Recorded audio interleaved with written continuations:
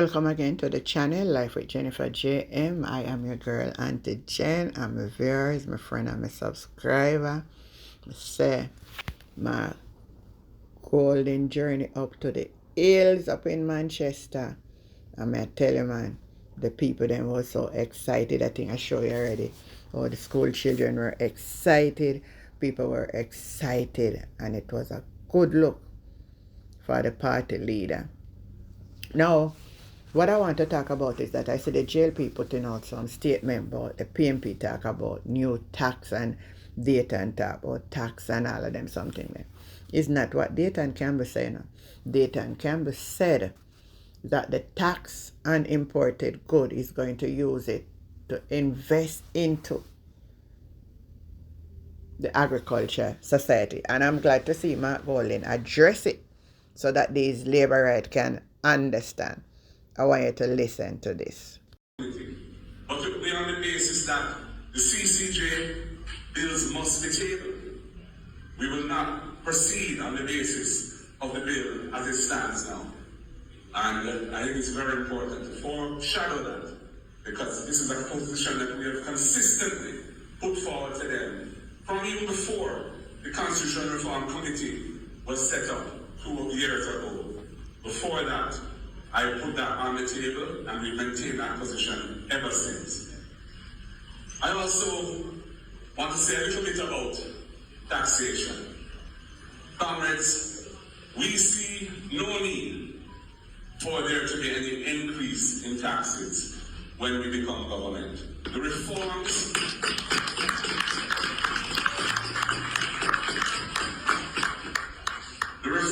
which were implemented under the PNP administration and continued after by the JLP government have been very successful in increasing the revenue base of the country.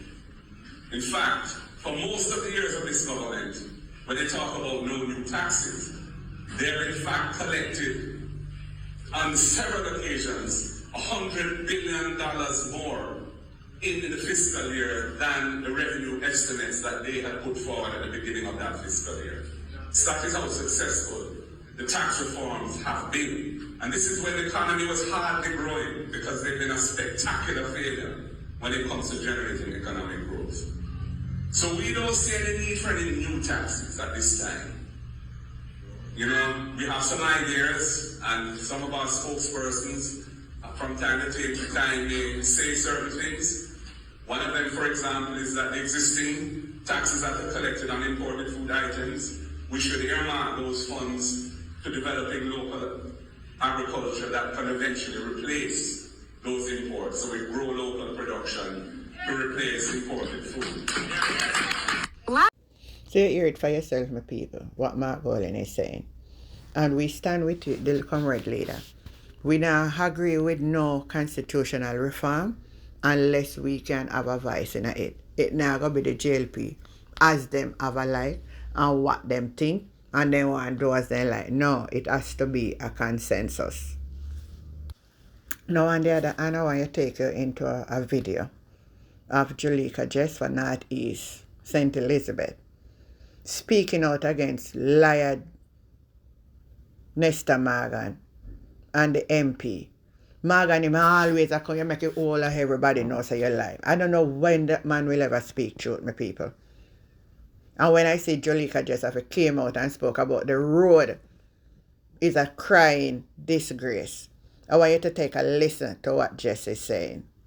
You would have seen where I spoke about the Raheen roadway that had broken away. Raheen Road, for those of you who don't know, is a major roadway that links Silo to Balaclava and Balaclava to Silo. Now, if you have been following the news, you would have seen where the road almost split in two, and so it has prevented persons from traversing or traveling on the road. And the alternative road that has been used is a road which takes persons through the cane field. Now, you would recall in November when I spoke about the issue, I would have spoken about the fact that it's very unsafe, especially given the crime situation here in Jamaica, it's extremely dangerous for us to have persons traveling through the KNPs, because we know what can happen in the dead of night. We know how persons can lay wait the traveling public and pretty much just do things that we don't want to see done. Not only that, it's not a roadway that was built to accommodate the traffic of that nature. It's really a private road, it's an estate road. And so technically it's not a roadway that the public should really be traveling on.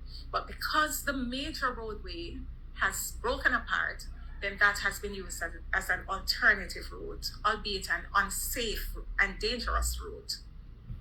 Now, when I spoke about the issue in November, you would have recalled that one of the solutions that I had put forward was that emergency funds should be reallocated and redirected to assist with the road repair that needed to be done. In fact, I called on the Member of Parliament, as well as the government, the Minister of Works, and the relevant authorities to utilize, because I would have spoken about the fact that NWA, National Works Agency, also has available at their disposal emergency funding to deal with matters like these. The Member of Parliament also has available at his disposal emergency funding to deal with emergencies such as these. And so I would have called upon the relevant authorities to tap into the emergency funding and have the roadway sorted out as a matter of urgency. Now, within a matter of days, the Minister of Works, Minister Nesta Morgan, actually came on one of the popular news media and indicated to us that he had given instructions for whatever emergency mechanism to be tapped into, so that road work could begin within a week. He reiterated all the points that I had spoken about, the fact that the road is unsafe, as in the alternative route through the KNPs is unsafe, and that it wasn't built to accommodate that kind of traffic. And he went on to state that he had given instructions for emergency funding to be allocated towards having the road repaired, and that repair would take place within 1 week.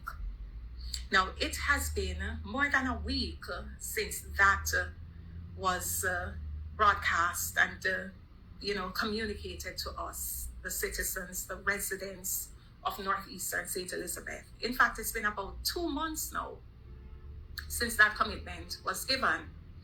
Now, sometime in December, I spoke with the Member of Parliament at church in Santa Cruz, and he assured me that the matter was, to use his words, in the hands of the contractor, and that road work was going to actually begin within 1 week time. That was the assurance that was given. And I can say this because he has also stated publicly on his page that the road work had been the contract for the road work had been agreed upon at $36 million, and that the matter was in the hands of the contractor and work would begin very shortly. So that is what we have been told consistently by the government minister, by the Member of Parliament, that within a very short time, within 1 week to be specific, road work would begin on Raheen Roadway. Now you can imagine my surprise when somebody actually shared a video with me yesterday of the very same Member of Parliament doing a video to say that he had spoken with the contractor, and the contractor has informed him that $36 million is not sufficient to fix the road.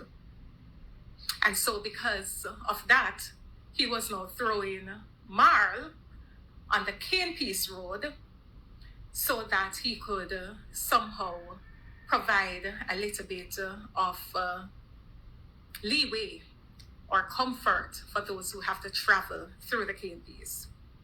Now I can tell you that I was one, taken aback, and I don't know why I was. I guess because I'm from that school of thought that when you say you're going to do something, you should do it. Your word should be a bond. So if you tell me, say you're going to fix the road in a 1 week, I'm anticipating that the road are going to fix in a 1 week.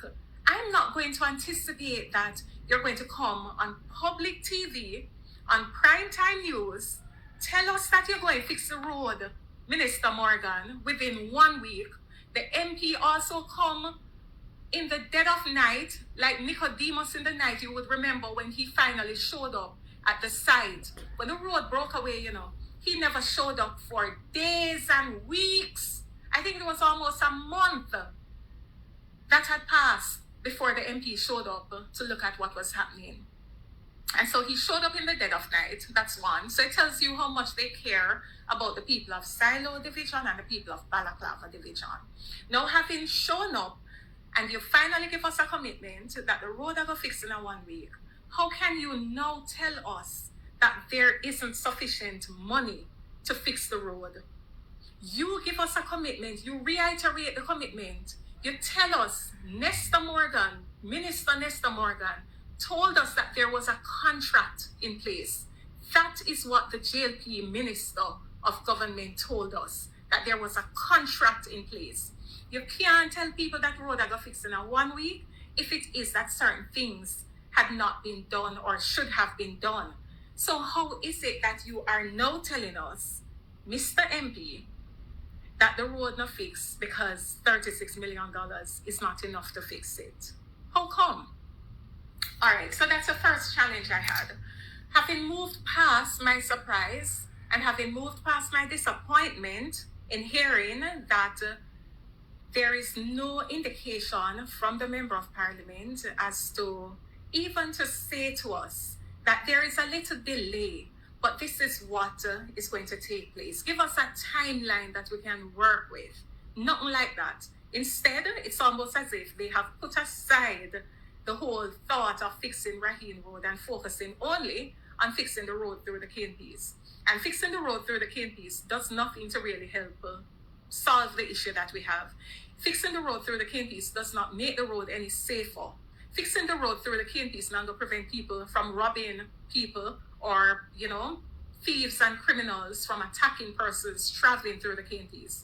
Are we going to wait? Are we going to wait until something dangerous happens, somebody crashes? Because the road is very narrow through the KNPs, and throwing marl on it or marl head is not going to make it any wider.